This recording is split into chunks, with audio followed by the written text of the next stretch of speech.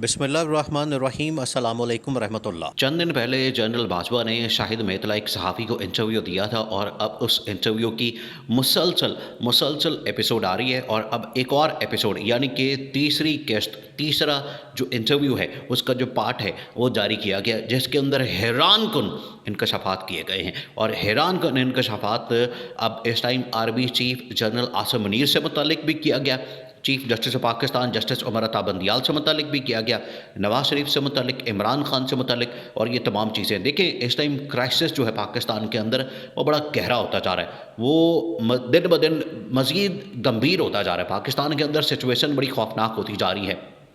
Supreme court के अंदर इस टाइम केस चल रहा है पंजाब और केपी में इलेक्शन का।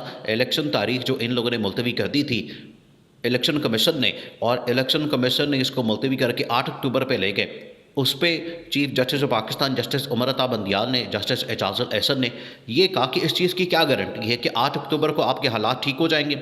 8 अक्टूबर को सिक्योरिटी के मामला, जब ये इस तरह की बात होती है तो इसके ऊपर नून लीग वाले खुद, पीपल्स पार्टी वाले खुद ये बात करते हैं कि इन्होंने अक्टूबर के अंदर भी इलेक्शन नहीं करवाने, इन्होंने इलेक्शन नहीं करवाने, और इनका ये प्लान है कि हमने इलेक्शन नहीं करवाने क्योंकि अगर हमने इलेक्शन करवा दिए तो फिर तो हमारा सफाया हो जाना है।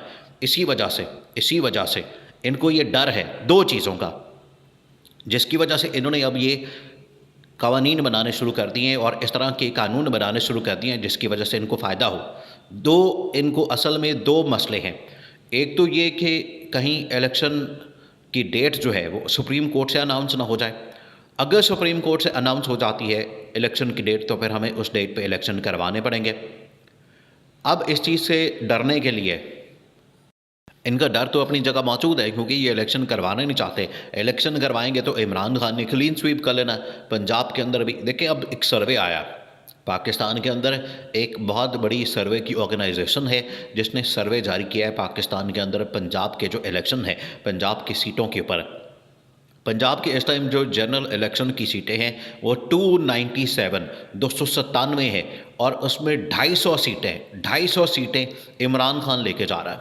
250 सीटें इमरान खान के लिए उन्होंने कहा है कि इमरान खान ने जीतनी है 250, उसमें से 50 फिर नून लीग को मिलनी है और बाकी फिर 6-6, 7-7 इस तरह से बाकी छोटी मोटी पार्टियों को मिल जानी है।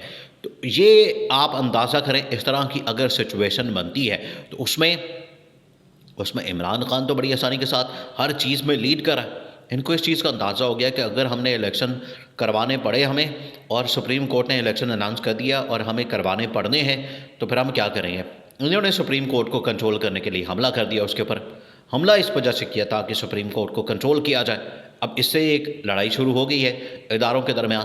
पहले लड़ाई ये हो रही थी इस्टेब्लिशमेंट की, हुकूमत, इमरान खान, ये लड़ाई चल रही थी। इस टाइम जो लड़ाई है उसके अंदर अब अहम तरीन स्टेक होल्डर, इस टाइम पाकिस्तान के जो 3 बड़े स्टेक होल्डर है। देखिए, जो भी रियासत होती है, जो भी मुल्क होता है, वो 3 उसके सतून होते हैं, 3 मेन पिलर्स होते हैं, लेजिस्लेचर, एग्जीक्यूटिव, जुडिशरी। इस टाइम तीनों के तीनों सतून, हुकूमत, पार्लियामेंट और अदलिया, तीनों के तीनों अब आपस में लड़ पड़े हैं क्योंकि इस टाइम पार्लियामेंट की जानिब से एक कानून पास किया गया, हुकूमत की जानिब से अदलिया को कंट्रोल करने के लिए। इसका मतलब है कि अदलिया के ख़िलाफ़ इन्होंने महाज खोल दिया और ये लड़ाई शुरू हो गई है। इस्टेब्लिशमेंट ऑलरेडी इसमें ज़ेर बहस आती है। ये जो जनरल बाजवा का इंटरव्यू है इसमें 4-5 चीज़ें बड़ी अहम तरीन हैं, बहुत बड़े बड़े इंकशाफात किए गए हैं। उसमें बताया गया है कि किस तरीके से नवाज शरीफ को निकाला गया, जजेस ने उस टाइम ये नवाज शरीफ को निकाला गया और जानबूझ के। आप इसकी टाइमिंग देखें, आप इसकी इंटरव्यू की टाइमिंग देखें, उस टाइम पे ये इंटरव्यू रिलीज़ किया जा रहा है जिस टाइम पे एक कानून पास होता है। कानून पास होने के बाद अदलिया से ये कहते हैं कि जो नवाज शरीफ की नाअहली है उसको ख़त्म करने के लिए एक कानून पास किया जाता है, अदलिया को कंट्रोल किया जाता है, सू मोटो की पावर और तमाम चीज़ें। अब सुप्रीम कोर्ट के अंदर इन्होंने जाना है कि नवाज शरीफ की डिस्क्वालिफिकेशन ख़त्म की जाए। उधर से ही एक इंटरव्यू आता है जिसके अंदर इस चीज़ का इंकशाफ किया जाता है कि उस टाइम जो नवाज शरीफ को नाअहल किया गया वो जजेस ने किया था, उसमें इस्टेब्लिशमेंट का कोई किरदार नहीं था। तो ये तमाम चीज़ें आपस में डॉट्स मिल रहे हैं, कनेक्ट हो रही हैं।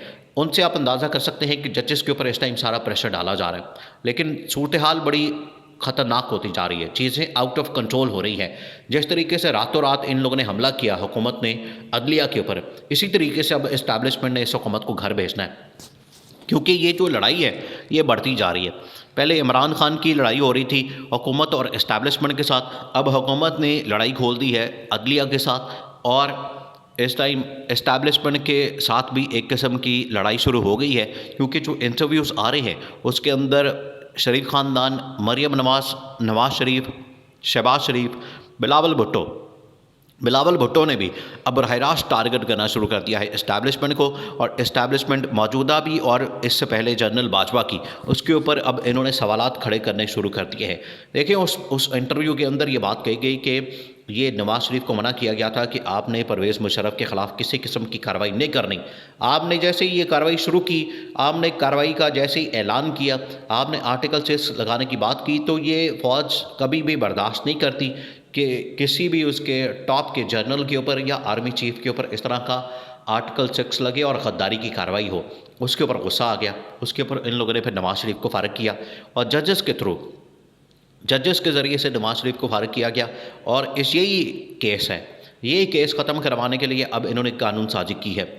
अब इस टाइम सारा का सारा प्रेशर किसके ऊपर आ रहा है? सारा प्रेशर आ रहा है इस टाइम जनरल आसिम मुनीर के ऊपर। इस टाइम सारा प्रेशर आ रहा है आर्मी चीफ़ के ऊपर, क्योंकि आर्मी चीफ़ इस टाइम एक बड़ी कमांडिंग पोजीशन के अंदर है और आर्मी चीफ़ के पास सारे इख्तियारात हैं, आर्मी चीफ़ के पास सारी पावर है।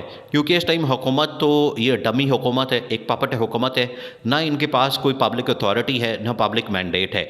इलेक्शन के अंदर ये लोग जाना नहीं चाहते, आवाम से इनका कोई ताल्लुक़ नहीं है, आवाम इनसे वैसे बेजार है, आवाम तंग है महंगाई, बेरोज़गारी और तमाम चीज़ों की वजह से, तो ये भागना चाहते हैं। इस्टेब्लिशमेंट के साथ अभी इनकी कोई बनती नहीं है। अब ये चाहते हैं कि हम किसी तरह से रास्ता निकालें। अब रास्ता निकालने के लिए इन लोगों ने एक कानून पास किया और उस कानून की वजह से ये अदलिया के ऊपर हमला आवर हो गए हैं। लेकिन ये कानून ज़्यादा देर तक रहना नहीं है। जो ये कंट्रोल करने की साजिश की गई है, ये साजिश इनके उल्टा गले पड़ जानी है। नवाज़ शरीफ की ना अहली ख़त्म कोई नहीं होनी और नवाज़ शरीफ को अपने केसेस का सामना करना पड़ना है।